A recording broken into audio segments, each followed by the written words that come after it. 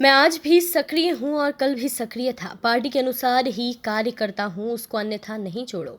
मौत कोई दुखद होती है, कैसी भी हो पीड़ादायक होती है, और मौत के ऊपर राजनीति करना उससे भी ज्यादा पीड़ादायक है। कमलनाथ ने कभी यह ट्वीट नहीं किया कि हमने और हमारे नेता राहुल गांधी ने 10 दिनों में 2 लाख रुपए का कर्ज माफ का कहा था, मगर झूठ का सहारा बांधने का कार्य किया है।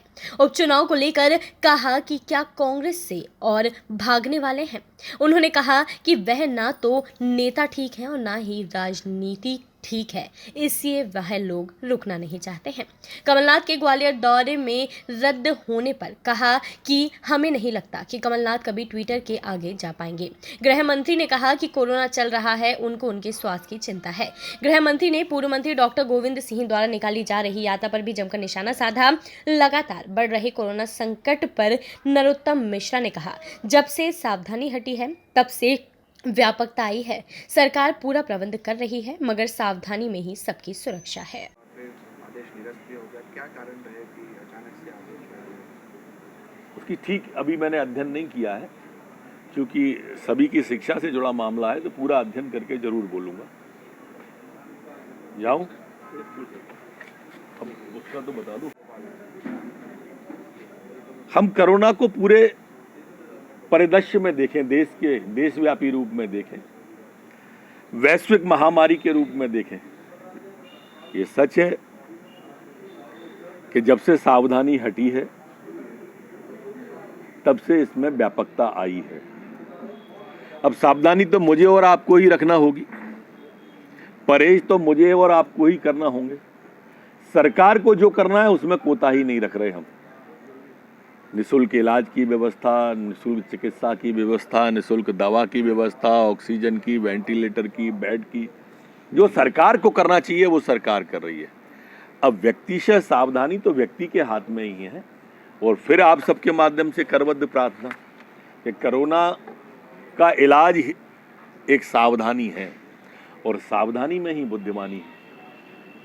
सर, ऑनलाइन क्लासेस जो बाकी सब जगह तो जा सकते हैं, वो थोड़ा कांग्रेस के कार्यक्रमों में जाने से परहेज है, धीरे धीरे ठीक होगा। रेत की पदयात्रा निकाल रहे हैं, गोविंद सिंह जी रेत की पदयात्रा निकाल रहे हैं।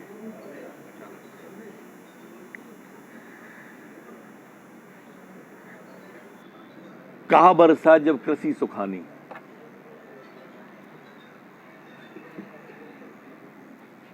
आप अगर थोड़ा सा नेपथ्य में चले जाएंगे तो ध्यान होगा, जब ये मंत्री थे तब इन्होंने जनता से माफी मांगी थी कि हम रेत का अवैध खनन नहीं रोक पाए, हम जनता से माफी मांगते। शायद वो यही गोविंद सिंह थे, पर उस समय मंत्री थे, और उस समय अगर पदयात्रा निकाली होती तो परिणामदायी होती। आज पूरा प्रदेश जानता है कि वो क्यों निकाल रहे हैं, इसलिए काहे को गहराई में जाती हो मित्र है मेरे। मेरे को नहीं लगता कि ट्वीट के आगे वो जा पाएंगे अभी, और जब जाएंगे तब भी स्काई लैब की तरह ही जाएंगे और आएंगे, क्योंकि कोरोना काल है। स्वास्थ्य की उनको चिंता होगी और उनके स्वास्थ्य की चिंता हम भी करते हैं।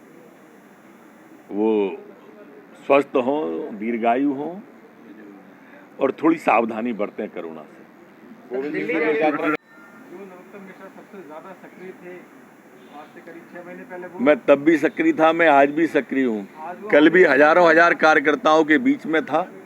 पार्टी जहाँ भेजती है वहाँ जाते हैं। कल भी पार्टी के पूछ के गए, पार्टी से बता के गए, पार्टी के कहने पे गए, कार्यकर्ताओं के बीच में ही दिन भर रहे।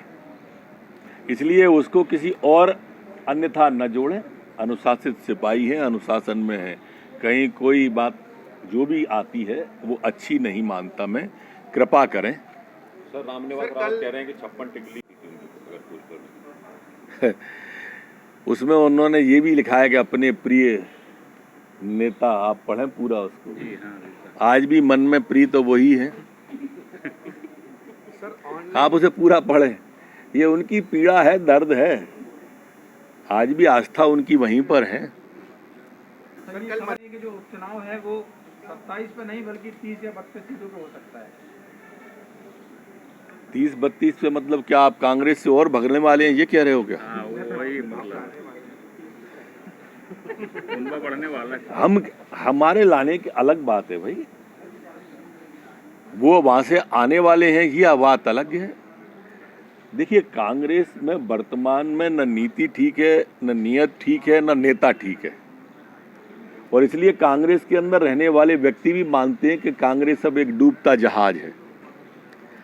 तो इसलिए अगर कोई छोड़ेगा तो हम कैसे रोक लेंगे उसे। Bureau report Canon news.